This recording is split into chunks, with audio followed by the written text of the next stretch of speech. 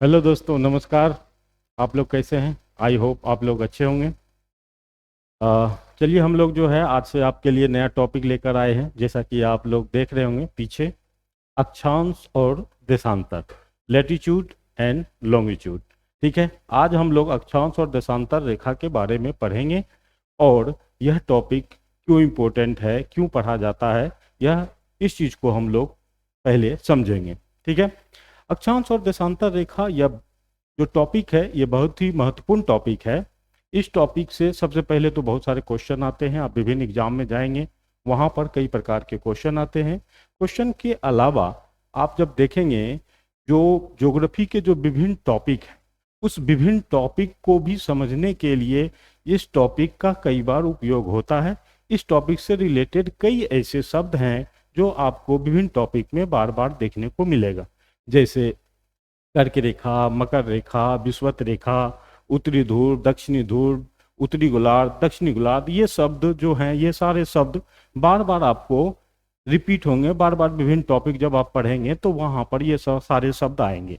आज ये जितनी भी चीज़ें हैं वो सब चीज़ आपको क्लियर हो जाएगा कि ये सब चीज़ें क्या होती है, कैसे होता है।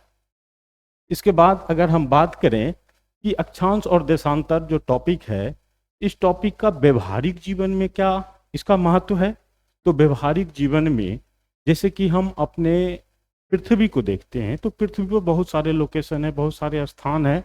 इस स्थान को, जो ये सारे इतने लोकेशन है, इन सारे लोकेशन को आप कैसे बताएंगे कि पृथ्वी पर कहाँ पे कौन सा स्थान है। जैसे कि वर्तमान में हम लोग ने जीआईएस सिस्टम देखते हैं, किसी भी स्थान का जो लोकेशन व्यवहारिक जीवन में बताया जाता है मोबाइल के द्वारा, इसके द्वारा, उसके लिए भी अक्षांश और देशांतर रेखा का उपयोग होता है। तो अगर हम एक लाइन में कहें तो पृथ्वी पर किसी भी स्थान को लोकेट करने के लिए, बताने के लिए भी अक्षांश और देशांतर रेखा का उपयोग किया जाता है। ठीक है, तो अब ये जो अक्षांश और देशांतर रेखा है, इस अक्षांश और देशांतर रेखा में अक्षांश रेखा से रिलेटेड क्या क्या इंपॉर्टेंट चीजें हैं, देशांतर रेखा से क्या क्या रिलेटेड इंपॉर्टेंट चीजें हैं, उसको हम लोग एक एक करके देखते हैं। ठीक है, तो सबसे पहले आइए यहाँ हम लोग देखते हैं। हम जब पृथ्वी पर देखते हैं कि हमें किसी स्थान को लोकेट करना है, और किसी स्थान को लोकेट करने के लिए हमें पृथ्वी पर दो प्रकार की काल्पनिक रेखाएं खींचनी पड़ती है। ठीक है, अब ये जो दो प्रकार की जो काल्पनिक रेखाएं हमें जो खींचनी पड़ती है, उसमें से एक रेखा होता है अक्षांश रेखा और दूसरी रेखा होती है देशांतर रेखा। ठीक है, अब जैसे ये आपको पृथ्वी दिख रहा होगा, इस पृथ्वी पे अगर हम बात करें तो यहां पर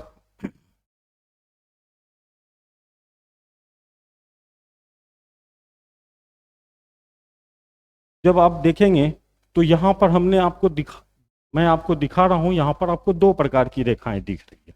ठीक है, ये जो दो प्रकार की जो रेखाएं हैं, इसमें से ये जो फर्स्ट जो आपको ये सारी जो रेखाएं उत्तर से दक्षिण दिशा में जो ये जो रेखाएं दिख रही है, ठीक है, तो सबसे पहले तो ये उत्तर से दक्षिण रेखा खींचने से पहले तो आपको ये पता होना चाहिए कि पृथ्वी पर डायरेक्शन कैसे होता है, कहाँ होता है, किधर होता है।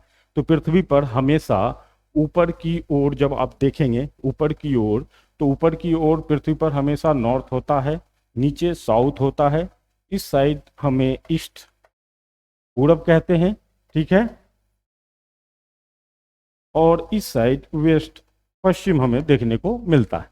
ठीक है, तो इस प्रकार से हम देखते हैं पृथ्वी पर वैसी क्षैतिज काल्पनिक वृत्तीय रेखा जो कि पूरब से पश्चिम दिशा में खींची गई है, वैसे रेखाओं को हम लोग अक्षांश रेखा कहते हैं। क्लियर है? तो ये जो पूरब से पश्चिम दिशा में जितनी भी रेखाएं खींची गई है, ये सारी रेखाएं अक्षांश रेखा आपको कहलाती है। ठीक है, इसी प्रकार से जब हम पृथ्वी पर उत्तर से दक्षिण, नॉर्थ टू साउथ, ये पृथ्वी पर नॉर्थ हो गया, ये साउथ हो गया, उत्तर से दक्षिण दिशा पर जो खींची गई विभिन्न रेखाएं हैं, काल्पनिक रेखा, ये अर्धवृत्तीय रेखा, इसे हम लोग देशांतर रेखा के नाम से जानते हैं। ये जो रेखाएं आपको दिख रही है ये सभी देशांतर रेखा है। क्लियर? तो पृथ्वी पे पूरब से पश्चिम दिशा में खींची गई काल्पनिक, ये सभी रेखाएं जो है ये सभी रेखाएं काल्पनिक है। ठीक है, काल्पनिक के साथ साथ जितनी भी अक्षांश रेखाएं हैं यह क्षैतिज रेखा होती है, क्षैतिज के साथ साथ यह वृत्तीय भी होती है। ठीक है, ये सारी विशेषताएं हैं इसकी। ठीक है, तो पृथ्वी पर पूरब से पश्चिम दिशा में खींची गई काल्पनिक रेखा, क्षैतिज रेखा, वृत्तीय रेखा, इसे हम लोग बोलते हैं अक्षांश रेखा। इसी प्रकार से अगर हम देशांतर रेखा पर आ जाएं तो पृथ्वी पर उत्तर से दक्षिण दिशा में खींची गई अर्धवृत्तीय, यहाँ पर जो अक्षांश रेखा है ये वृत्तीय होता है, जबकि जो देशांतर रेखा है यह अर्धवृत्तीय होता है। क्लियर? इसके साथ साथ जैसे ये क्षैतिज है तो ये लंबवत होता है,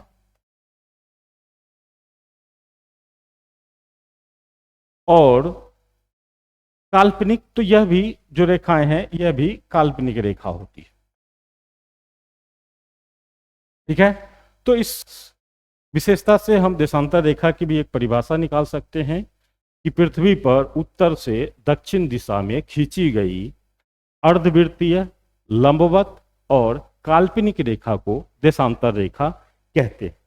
ठीक है, अब हम इससे आगे बढ़ते हैं और नेक्स्ट चीजों को हम लोग देखते हैं।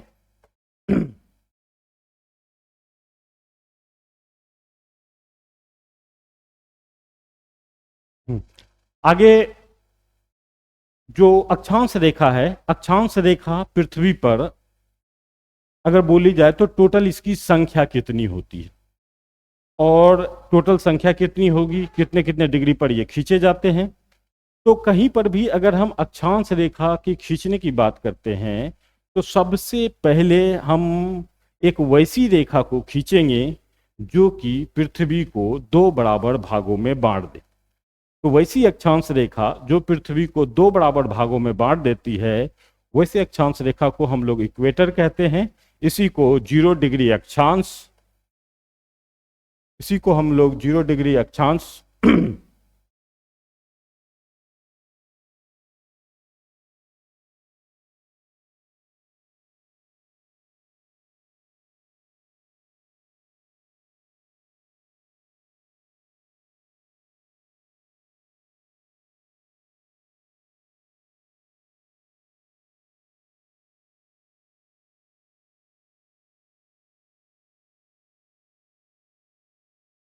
तो जो इक्वेटर है इसी को हम लोग विषुवत रेखा, और विषुवत रेखा के अलावा इसी को हम लोग 0 डिग्री अक्षांश के भी नाम से जानते हैं।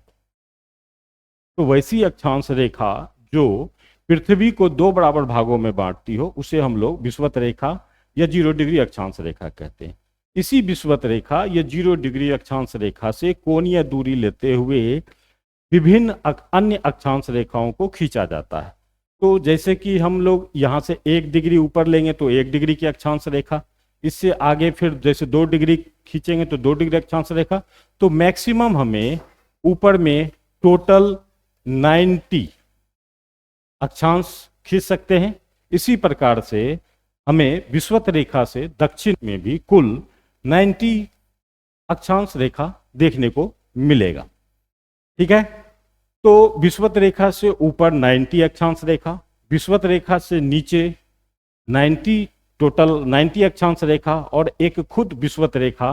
तो कभी कभी एक क्वेश्चन पूछा जाता है कि कुल अक्षांश की संख्या कितनी। तो जब आपको कुल अक्षांश की संख्या पूछी जाए तो आप बता सकते हैं कि कुल अक्षांश की संख्या होती है 90 + 90 + 1 = 181। तो कुल अक्षांश की संख्या जो है 181 है। इसमें आपको ध्यान रखना है कि दो ऐसे अक्षांश हैं जो कि रेखा के रूप में ना होकर बिंदु के रूप में होते हैं। जैसे ये ऊपर वाला जो नॉर्थ पोल है और ये जो नीचे वाला जो साउथ पोल है, ये दो ऐसी अक्षांश रेखा है जो कि पॉइंट या बिंदु के रूप में होता है। तो कभी कभी क्वेश्चन पूछा जाता है कि कुल अक्षांश के जगह आप यह बताएं कि कुल अक्षांश रेखा की संख्या कितनी है। तो कुल अक्षांश रेखा की संख्या जब पूछा जाए तो आप बताएंगे, इसमें 2 माइनस कर देंगे तो 179। ठीक है, तो यहां पर दो क्वेश्चन एक ही साथ बनते हैं जो आपको कंफ्यूज कर सकते हैं। उस दोनों क्वेश्चन को आप इस तरह से अच्छे से क्लियर कर सकते हैं। कुल अक्षांश की संख्या पूछे तो 181 बताइए, और कुल अक्षांश रेखा की संख्या जब पूछा जाए तो आप 179 बता सकते हैं, क्योंकि दो ऐसी अक्षांश है जो कि रेखा के रूप में ना मिलकर बिंदु के रूप में मिलता है, वो है नॉर्थ पोल और साउथ पोल। ठीक है, इसके बाद यहीं पर हम उत्तरी गोलार्ध और दक्षिणी गोलार्ध क्या होता है इसको भी हम लोग समझ लेते हैं। तो विषुवत रेखा से उत्तर पृथ्वी का जो आधा भाग होता है इसको हम लोग बोलते हैं उत्तरी गोलार्ध, और विषुवत रेखा से उत्तर पृथ्वी का आधा भाग उत्तरी गोलार्ध कहलाता है। इसी प्रकार से विषुवत रेखा से दक्षिण ये जो पृथ्वी का आधा भाग है इसे हम लोग दक्षिणी गोलार्ध के नाम से जानते हैं, दक्षिणी गोलार्ध।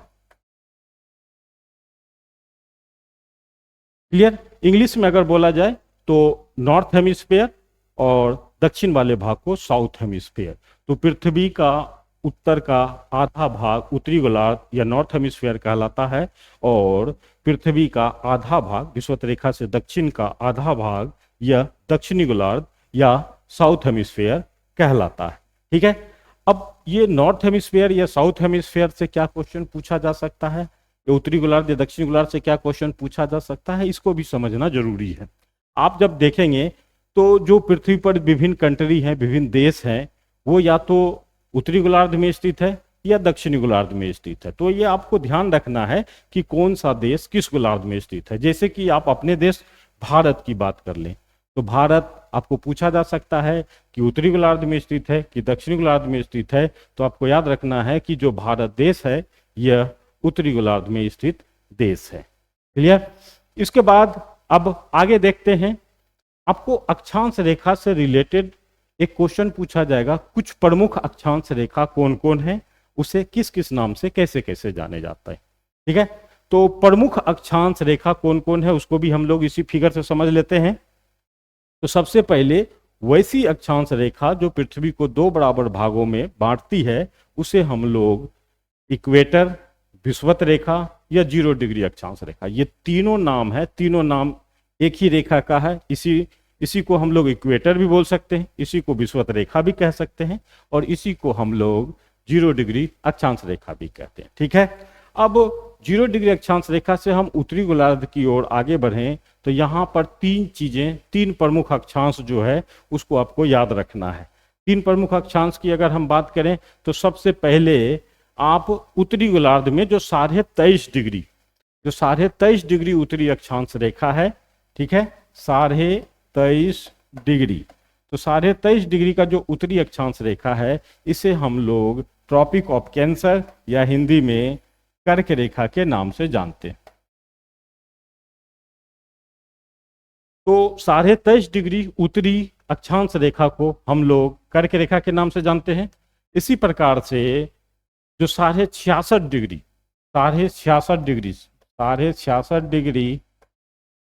उत्तरी अक्षांश रेखा को हम लोग आर्कटिक वृत्त, आर्कटिक सर्किल के नाम से जानते हैं, और 90 डिग्री उत्तरी अक्षांश रेखा को हम लोग उत्तरी ध्रुव के नाम से जानते हैं, उत्तरी ध्रुव। क्लियर? तो उत्तरी गोलार्ध में हमें तीन प्रमुख अक्षांश रेखा देखने को मिला। फिर से देख लीजिए, इसको समझ लीजिए कि जो 23.5 डिग्री उत्तरी अक्षांश रेखा है इसे हम लोग कर्क रेखा कहते हैं। इससे ऊपर जो 66.5 डिग्री उत्तरी अक्षांश रेखा है उसे हम लोग आर्कटिक वृत्त के नाम से जानते हैं, और जो 90 डिग्री अक्षांश रेखा है उसे हम लोग उत्तरी ध्रुव या इंग्लिश में नॉर्थ पोल के नाम से जानते हैं। ठीक है, यहाँ पर एक और बात जो आपको ध्यान रखनी है वो ये कि उत्तरी गोलार्ध में जितनी भी अक्षांश रेखा है सबको हम लोग उत्तरी अक्षांश रेखा के नाम से जानते हैं। सबके आगे आपको उत्तरी उत्तरी नॉर्थ नॉर्थ लगाना पड़ेगा। चाहे वो 1 डिग्री अक्षांश हो तो 1 डिग्री अक्षांश के आगे भी नॉर्थ लगाना पड़ेगा, 2 डिग्री हो, 3 डिग्री हो, 4 डिग्री हो, जितने डिग्री ऊपर में टोटल 90 अक्षांश रेखा होते हैं सब में आपको नॉर्थ या उत्तरी अक्षांश बताना पड़ेगा। ठीक है, इसी प्रकार से दक्षिणी गोलार्ध में जो भी अक्षांश रेखा है उस सभी अक्षांश रेखा के पीछे आपको साउथ लगाना पड़ेगा, उसे या दक्षिणी अक्षांश रेखा बोलेंगे। ठीक है, जो दक्षिणी अक्षांश रेखा है या दक्षिणी गोलार्ध में कौन कौन से प्रमुख अक्षांश रेखा है, तो यहां पर भी हम लोग देखते हैं, यहां पर भी हमें 3 प्रमुख अक्षांश रेखा देखने को मिलता है। ठीक है, ये 3 प्रमुख अक्षांश रेखा कौन कौन से हैं, तो दक्षिणी गोलार्ध में सबसे पहले तो एक तो आपको ट्रॉपिक ऑफ कैंसर 23.5 डिग्री जो दक्षिणी अक्षांश रेखा है, इसे हम लोग हिंदी में मकर रेखा, मकर रेखा, ठीक है, इंग्लिश में ट्रॉपिक ऑफ कैंसर के नाम से जानते हैं। ठीक है, ये किन किन देशों से गुजरता है ये भी आपको ध्यान रखना है। इसके बाद जो 66.5 डिग्री दक्षिणी अक्षांश रेखा को दक्षिणी गोलार्ध में अंटार्कटिक सर्किल बोलते हैं, अंटार्कटिक वृत्त, यहां वाले को आर्टिक वृत्त और दक्षिणी ध्रुव दक्षिणी गोलार्ध वाले को अंटार्कटिक वृत्त। थोड़ा सा डिफरेंस है दोनों में, एक आर्टिक दूसरा अंटार्कटिक, आर्टिक वृत्त और अंटार्कटिक वृत्त। इससे नीचे आइए तो दक्षिण में जो 90 डिग्री दक्षिणी है अक्षांश है इसको हम लोग बोलेंगे दक्षिणी ध्रुव।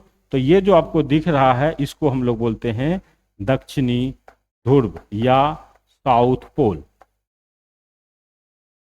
तो 90 डिग्री दक्षिणी अक्षांश रेखा को दक्षिणी ध्रुव कहा जाता है। ठीक है, तो इस प्रकार से ये कुछ प्रमुख अक्षांश रेखा हो गया जिसे आपको पता होना चाहिए ये कहां पर है, कितने डिग्री अक्षांश रेखा को किस नाम से जाना जाता है।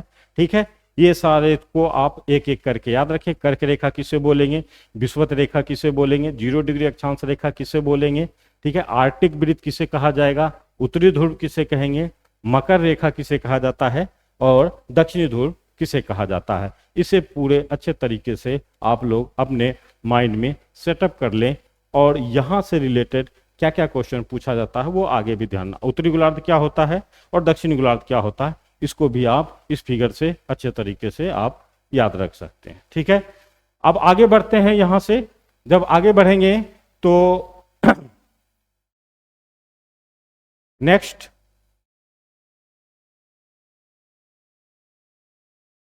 जितनी भी हम लोग जब आगे बढ़ेंगे तो नेक्स्ट चीज आती है कि अक्षांश और देशांतर रेखा से किसी स्थान को कैसे लोकेट करते हैं। तो जैसे कि हमें पूरा भारत हमारा देश है, इस पूरे देश को हमें बताना है कि हमारा जो भारत देश है ये पृथ्वी पर कहाँ स्थित है। तो पृथ्वी पर कहाँ स्थित है इसको बताने के लिए हमें अक्षांश और देशांतर रेखा का उपयोग करना पड़ेगा। तो यहाँ पर देखिए कैसे अक्षांश और देशांतर रेखा का उपयोग करके बताते हैं कि हमारा भारत देश कहाँ पर स्थित है। तो इसमें आप देखिए हमारा जो भारत देश है वो 8 डिग्री 4 मिनट उत्तरी अक्षांश रेखा से लेकर 37 डिग्री 6 मिनट उत्तरी अक्षांश रेखा के बीच में स्थित है। ठीक है, फिर से मैं बोल दे रहा हूं, हमारा जो भारत देश है ये 8 डिग्री 4 मिनट उत्तरी अक्षांश रेखा से लेकर 37 डिग्री 6 मिनट उत्तरी अक्षांश रेखा के बीच स्थित है। ठीक है, उत्तरी गोलार्ध में है इसलिए यहां पर भी हम इसे बोलेंगे उत्तरी अक्षांश रेखा, यहां पर भी उत्तरी अक्षांश रेखा। इसी प्रकार से किन किन देशांतर रेखा के बीच में हमारा भारत देश स्थित है ये भी आप ध्यान रखिएगा। हमारा जो भारत देश है ये 68 डिग्री 7 मिनट पूर्वी देशांतर रेखा से लेकर 97 डिग्री 25 मिनट पूर्वी देशांतर रेखा के बीच में स्थित है। ठीक है, ये आपको ध्यान रखना है यहां से। ठीक है, आगे बढ़ते हम लोग।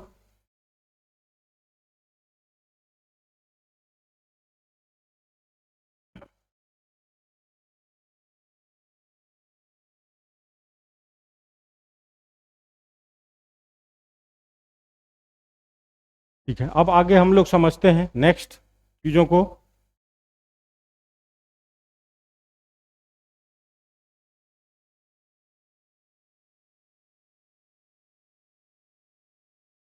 अक्षांश रेखा से रिलेटेड जो प्रमुख क्वेश्चन पूछे जाएंगे, पहले तो अक्षांश रेखा है क्या इसकी कुल संख्या कितनी है, इसके बाद कुल प्रमुख अक्षांश रेखा कौन कौन से हैं, ये प्रमुख अक्षांश रेखा किन किन देशों से होकर गुजरती है। अक्षांश रेखा से रिलेटेड चीजों को हम लोग ने समझ लिया। अब देशांतर रेखा से रिलेटेड चीजों को हम लोग समझते हैं। देशांतर रेखा,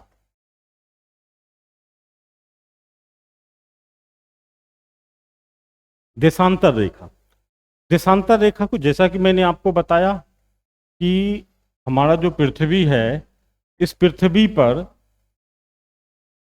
जो उत्तर से दक्षिण जो काल्पनिक वृत्तीय रेखाएं खींची गई है, ये उत्तर से दक्षिण काल्पनिक जो वृत्तीय रेखाएं खींची गई है, इन सभी रेखाओं को हम लोग देशांतर रेखा बोलेंगे। ये जो देशांतर रेखा है, ये आपको ध्यान रखना है कि दो देशांतर रेखाओं के बीच की दूरी विषुवत रेखा के पास सर्वाधिक होती है। अब विषुवत रेखा हम लोगों ने देखा, जो 0 डिग्री अक्षांश रेखा है उसको हम लोग विषुवत रेखा बोलते हैं। ये विषुवत रेखा है।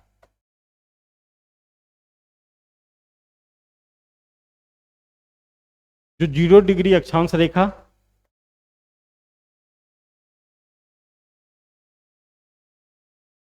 जो 0 डिग्री अक्षांश रेखा, इसी को हम लोग विषुवत रेखा कहते हैं। हम लोगों ने जस्ट अभी अक्षांश में देखा।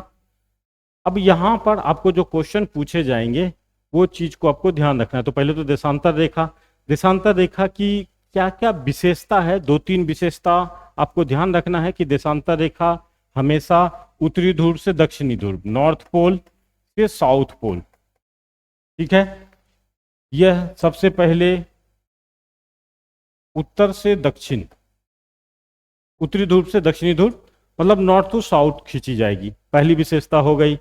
नेक्स्ट दूसरी विशेषता क्या होगी, ये जितनी भी देशांतर रेखाएं होगी, ये सभी देशांतर रेखाएं आपको अर्धवृत्तीय होगी।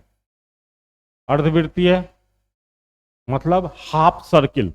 जितनी भी जैसे अक्षांश रेखा थे वो एक सर्कल के रूप में था, वो पूरा अर्थ को पूरे चारों तरफ ऊपर से नीचे वो घेर रहा था। सबसे बड़ा सर्किल, जैसे उसमें 0 डिग्री अक्षांश सबसे बड़ा सर्किल, 0 डिग्री अक्षांश से जैसे जैसे हम ऊपर की ओर जा रहे थे तो सर्किल छोटा हो जा रहा था। 0 डिग्री से छोटा 1 डिग्री, फिर उससे छोटा 2, फिर उससे छोटा 3, ऐसे भी नीचे हम जा रहे थे तो छोटा होते जा रहा था। तो जितनी भी अक्षांश रेखा थी वो सब सर्कल के रूप में था, एक वृत्त के रूप में, गोल के रूप में था। लेकिन जो विषुवत रेखा है यह सर्कल के रूप में नहीं है, बल्कि ये हाफ सर्कल, मतलब सिर्फ ये अर्धवृत्तीय, आधा, यहां से स्टार्ट हुआ ऊपर से यहां खत्म हो गया, ऊपर से स्टार्ट हुआ नीचे खत्म हो गया, तो ये हाफ सर्कल के रूप में है, अर्धवृत्तीय, ठीक है। दूसरा मेन चीज, एक चीज और हम लोग देख रहे थे कि जो जितने भी अक्षांश रेखा था वो सब क्षैतिज रूप में था, लेकिन ये क्षैतिज रूप में ना होकर ये हमें किस रूप में है, लंबवत रूप में। तो ये लंबवत रूप में है और काल्पनिक है, ठीक है, काल्पनिक है।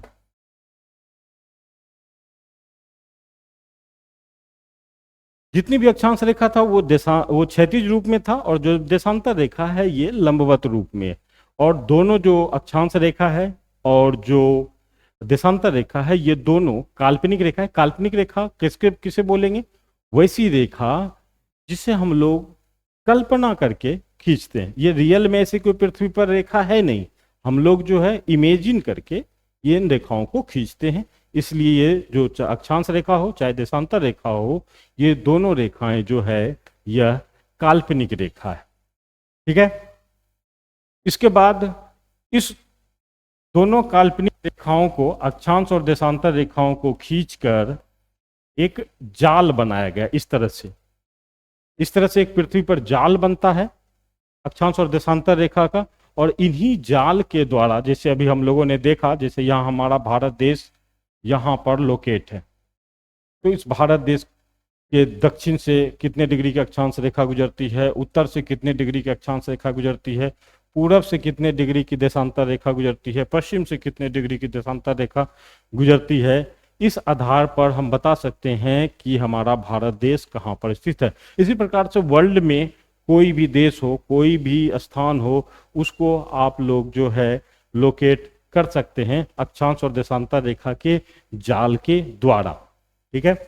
इसके बाद देशांतर रेखा से अन्य पूछे जाने वाले क्या क्या क्वेश्चन है, यहां से आपको अदर क्या क्या क्वेश्चन पूछे जाएंगे उसको भी हम लोग एक एक करके देखते हैं।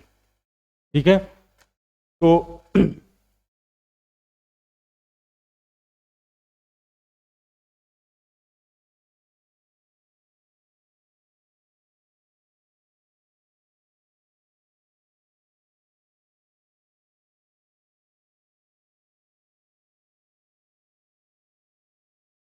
देशांतर रेखा से आपको पूछा जाएगा ये जो देशांतर रेखा है इसकी कुल संख्या कितनी होती है। अक्षांश रेखा से भी आपको क्वेश्चन पूछा जाता है इसकी कुल संख्या कितनी है, तो इसकी कुल संख्या हम लोगों ने देखा था, इसकी कुल संख्या 181 है, लेकिन अगर अक्षांश रेखा की बात करेंगे वो 179 है।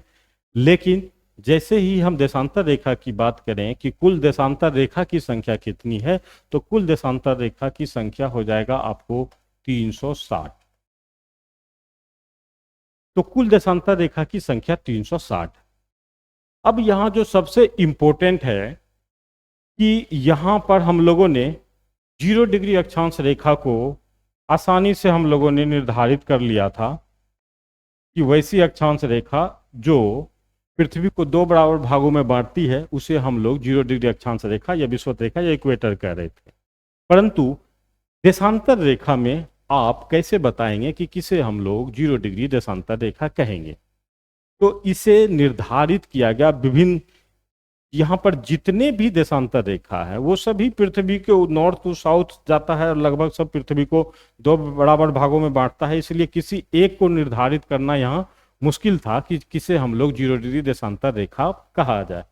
तो इसके निदान के लिए विश्व के जो विभिन्न देश हैं उन्होंने सबने मिलकर इसे निर्धारित किया कि जो इंग्लैंड के ग्रीनविच नामक स्थान से जो देशांतर रेखा गुजर रही है उसे हम लोग 0 डिग्री देशांतर रेखा या ग्रीनविच रेखा बोलेंगे। ठीक है, इंग्लैंड के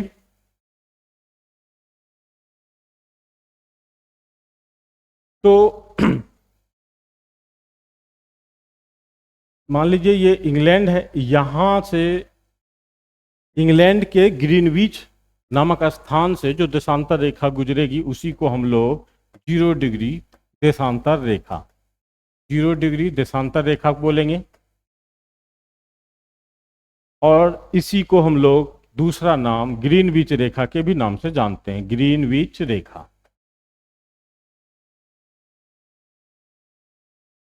ठीक है, तो वहां 0 डिग्री अक्षांश रेखा को निर्धारित करना आसान था, लेकिन 0 डिग्री देशांतर रेखा को निर्धारित करने के लिए विभिन्न देशों की सहमति ली गई और विभिन्न देशों की सहमति के द्वारा इंग्लैंड के ग्रीनविच नामक स्थान से जो देशांतर रेखा गुजरती है उसे ग्रीनविच रेखा या 0 डिग्री देशांतर रेखा कहा गया। ठीक है, और ये जो 0 डिग्री देशांतर रेखा है यह पृथ्वी को 2 बराबर भागों में बांटेगा और 0 डिग्री के जस्ट अपोजिट 0 डिग्री के जस्ट अपोजिट जो देशांतर रेखा होती है उसे हम लोग 180 डिग्री देशांतर रेखा कहते हैं।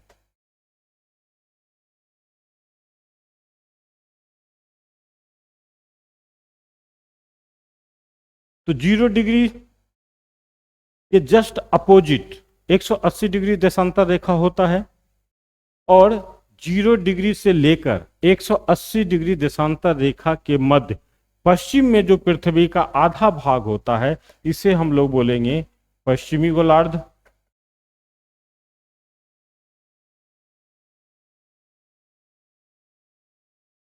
और 0 डिग्री देशांतर रेखा से पूरब में 180 डिग्री देशांतर रेखा तक जो पृथ्वी का आधा भाग होता है इसे हम लोग बोलेंगे पूर्वी गोलार्ध।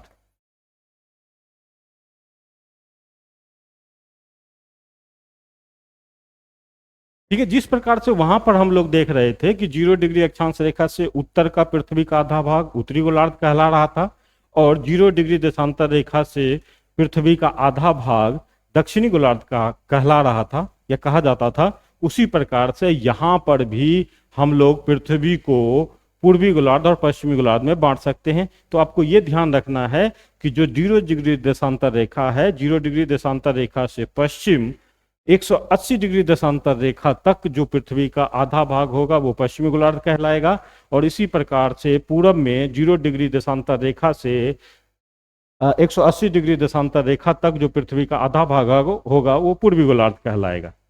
ठीक इसी प्रकार से जैसे हम लोग वहां देख रहे थे कि उत्तरी गोलार्ध में जो भी अक्षांश रेखाएं थी उसे हम लोग उत्तरी अक्षांश रेखा, और दक्षिण गोलार्ध में जो भी अक्षांश रेखा था उसे हम लोग दक्षिणी अक्षांश रेखा कह रहे थे। तो यहाँ पर भी आपको ध्यान रखना है कि पश्चिमी गोलार्ध में जो भी अक्षांश रेखा है वो सभी आपको पश्चिमी अक्षांश रेखा कहलाएगा, और जो पूर्वी गोलार्ध में जो भी अक्षांश रेखा है वो सभी, पूर्वी गोलार्ध में जो भी देशांतर रेखा है वो सभी पूर्वी देशांतर रेखा कहलाएगा। तो इसमें सभी पश्चिमी देशांतर रेखा और इसके अंतर्गत सभी पूर्वी देशांतर रेखा कहलाएगा। अब आप कहेंगे कि ये पूर्वी गोलार्ध और पश्चिमी गोलार्ध का क्या यूज होता है सर, इसका क्या क्वेश्चन किस तरह से पूछा जा सकता है। तो ये भी आपको ध्यान रखना है कि विश्व के जो विभिन्न देश हैं ये देश किन गोलार्ध में, जैसे हम लोग देख रहे थे कि हमारा जो भारत देश है वो उत्तरी गोलार्ध में स्थित है, जो ऑस्ट्रेलिया है वो दक्षिणी गोलार्ध में स्थित है। इसी प्रकार से आपको ध्यान रखना है कि हमारा जो भारत देश है ये पूर्वी गोलार्ध में स्थित है, और जो नॉर्थ अमेरिका है, मैक्सिको है, साउथ अमेरिका है, ये सारे पश्चिमी गोलार्ध के देश हैं। तो इस प्रकार से ये पूर्वी गोलार्ध और पश्चिमी गोलार्ध से आप यह ध्यान रख सकते हैं कि कौन सा देश कहाँ पर स्थित है। ठीक है, इसके अलावा देशांतर से एक क्वेश्चन आपको यह भी पूछा जाएगा, जिस प्रकार से वहां पर अक्षांश से क्वेश्चन पूछा जाता था तब कुल अक्षांश की संख्या कितनी है। एक तो यहाँ पर कुल देशांतर की संख्या पूछी जाएगी, तो कुल देशांतर की संख्या 360। अब 300 जब कुल टोटल 360 है तो ये टोटल 360 किस प्रकार से है, तो ये आप ध्यान रखिएगा। जैसे कोई भी वृत्त जो होता है वो वृत्त को 360 डिग्री का माना जाता है। 1 डिग्री पर, यहाँ पर भी हमारा जो पृथ्वी है इसे एक वृत्त माना गया है, और प्रत्येक 1 डिग्री पर एक देशांतर रेखा खींचा गया है। इस प्रकार से कुल 360 देशांतर रेखा हमें देखने को मिलेगा। तो ये क्वेश्चन अगर आपसे पूछे कुल कितना देशांतर रेखा है, तो आप याद रखिएगा कि कुल देशांतर रेखा की संख्या जो है वो 360 है। इसमें से आपको यह भी ध्यान रखना है कि जो 0 डिग्री देशांतर रेखा है, जिसे हम लोग ग्रीनविच रेखा कहते हैं, यह इसकी संख्या 1 है, और जो 180 डिग्री जो देशांतर रेखा है इसकी भी संख्या 1 है। अब पूर्वी गोलार्ध में इसके अलावा 1 से लेकर 179, और इसी प्रकार से पश्चिमी गोलार्ध में भी 1 डिग्री से लेकर 179, ये दोनों देशांतर रेखाएं मिलेंगे दोनों गोलार्धों में। 1 डिग्री देशांतर रेखा से लेकर 179 पूर्वी गोलार्ध में भी हमें देखने को मिलेगा। इसी प्रकार से 1 डिग्री से लेकर 179 हमें पश्चिमी गोलार्ध में भी ये सारी देशांतर रेखाएं देखने को मिलेगा। सिर्फ जो ग्रीनविच रेखा है और जो 180 डिग्री देशांतर रेखा है इसकी संख्या 1 ही है, सिंगल है। अब इससे रिलेटेड जितने भी क्वेश्चन हैं और जो अन्य फैक्ट हैं उसको हम लोग देख लेते हैं, ठीक है, जिसे हम लोग अब नेक्स्ट क्लास में देखेंगे। धन्यवाद, थैंक यू। चलिए हम लोग मिलते हैं नेक्स्ट क्लास में। धन्यवाद।